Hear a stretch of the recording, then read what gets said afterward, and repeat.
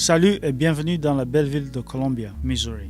Cette vidéo va vous montrer les nombreuses voies dont vous et votre famille vont utiliser les soins de santé dans notre communauté. Ici, dans la ville de Columbia, nous avons de la chance. Notre ville a un excellent système de soins de santé. Il y a plusieurs endroits et beaucoup de personnes qui vont vous aider, vous et votre famille, à rester en bonne santé. Notre point de départ est le bureau du médecin. Le bureau du médecin est l'endroit où vous allez amener vos enfants pour les consultations régulières et pour les cas de maladie. Vous allez vous rendre également au bureau du médecin pour les vaccinations dont votre enfant aura besoin. Si votre enfant a attrapé un rhume, une toux ou une allergie, il faut l'amener chez le médecin. Vous n'avez pas besoin d'aller aux urgences. Avant d'aller voir le médecin, il faut appeler le cabinet du médecin pour demander un rendez-vous. Vous pouvez appeler son numéro et parler avec quelqu'un dans votre langue pour arranger un rendez-vous. Quand vous arrivez au cabinet du médecin, cherchez son bureau. Pour ce faire, cherchez une affiche qui a une liste de noms de médecins. La plupart du temps, cette affiche est sur le mur près de l'escalier ou de l'ascenseur. Il est conseillé d'avoir le nom de votre médecin sur vous. De cette façon, si vous ne trouvez pas le cabinet du médecin, vous pouvez demander à quelqu'un de vous aider à le trouver. Le bureau de votre médecin peut ne pas se trouver au rez-de-chaussée. Dans ce cas, prenez l'ascenseur ou les escaliers. Une fois que vous avez trouvé le bureau de votre médecin, enregistrez-vous à la réception et attendez que le nom de votre enfant soit appelé. Lorsque vous êtes au cabinet du médecin, vous pouvez vous exprimer dans votre langue grâce à un interprète qui va traduire pour vous à l'aide d'un téléphone.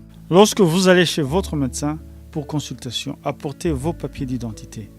N'oubliez pas d'apporter votre carte d'assurance maladie ainsi que d'autres documents médicaux. Le médecin va consulter votre enfant et ensuite il vous posera des questions sur sa santé. Il va écouter les battements cardiaques de votre enfant, inspecter les deux oreilles et faire d'autres contrôles pour s'assurer que votre enfant est en bonne santé. Votre médecin peut vous demander de faire des examens médicaux. Ces examens peuvent inclure aller à un laboratoire pour un travail de sang ou pour obtenir une radiographie. Assurez-vous de savoir où vous allez passer ces tests avant de quitter le cabinet du médecin. Chaque membre de votre famille devra consulter un médecin pour un contrôle régulier au moins une fois par an. Si vous attendez un bébé, vous aurez besoin de voir le médecin chaque mois que vous êtes enceinte. Cela va vous aider, vous et votre bébé, à rester en bonne santé. Si vous avez un petit enfant, vous devrez consulter le médecin plusieurs fois par an. Votre enfant aura besoin de vaccins et de dépistage qui aideront à prévenir les maladies.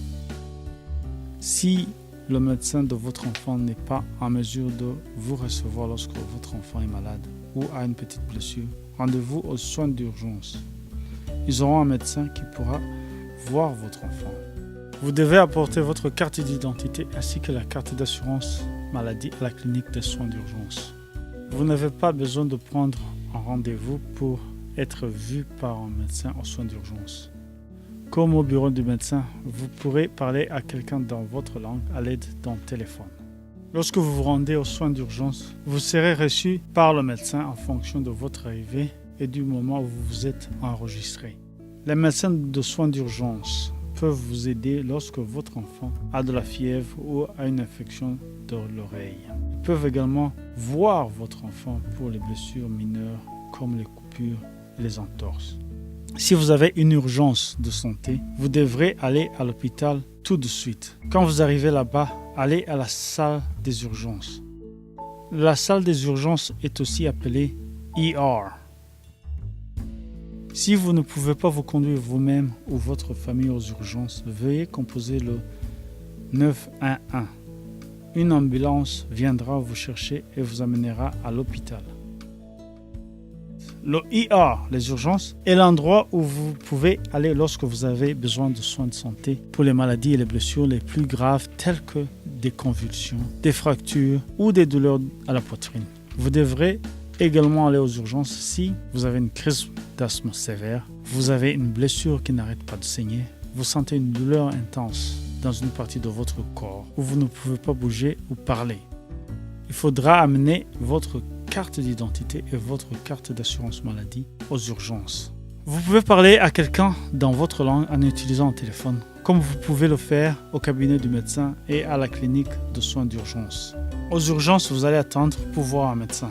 Les médecins examinent d'abord les patients avec les blessures et les maladies les plus graves. Prévoyez d'attendre longtemps lorsque vous vous rendez aux urgences. Un médecin vous examinera. Ensuite, le personnel vous informera si vous ou votre famille devrez rester à l'hôpital ou rentrer pour guérir à la maison. Une fois que vous avez consulté un médecin dans un cabinet médical, les soins d'urgence ou les urgences, il se pourrait que vous ayez une prescription médicale. Si votre médecin vous prescrit des médicaments pour vous ou votre famille, il faudra les acheter à la pharmacie. Tout comme lorsque vous consultez un médecin, vous devrez apporter votre carte d'identité et votre carte d'assurance à la pharmacie. Vous avez besoin. Il faudra prendre votre prescription à la pharmacie si votre médecin vous en a donné une. Une prescription indique au pharmacien quel médicament vous avez besoin. Il est très important de faire exactement ce que votre médecin vous demande de faire. C'est aussi vrai pour les médicaments. Prenez le médicament exactement comme votre médecin vous l'a prescrit. Si vous voulez en savoir plus sur le médicament ou sur la façon de le prendre, parlez-en à votre pharmacien. Vous pouvez aussi demander à votre médecin. Si vous ne pouvez pas parler à l'un ou l'autre, trouvez un ami qui peut lire l'étiquette du médicament et vous dire comment il faut le prendre. Certains médicaments devront être renouvelés afin que vous puissiez continuer à les prendre une fois que le flacon du médicament est vide. Recherchez le mot refill, renouvelle, au bas de l'étiquette. Si vous avez un chiffre 1 ou plus grand après le mot refill, qui signifie renouvellement, alors vous aurez besoin d'aller remplir encore une fois votre médicament quand le flacon est terminé. Nous espérons que cette vidéo vous a montré comment les médecins et les hôpitaux peuvent vous aider. Nous voulons que vous vous sentiez les bienvenus dans votre nouvelle maison. Et nous souhaitons que vous restiez en bonne santé pour que vous puissiez profiter de toutes les merveilles que Columbia a à vous offrir.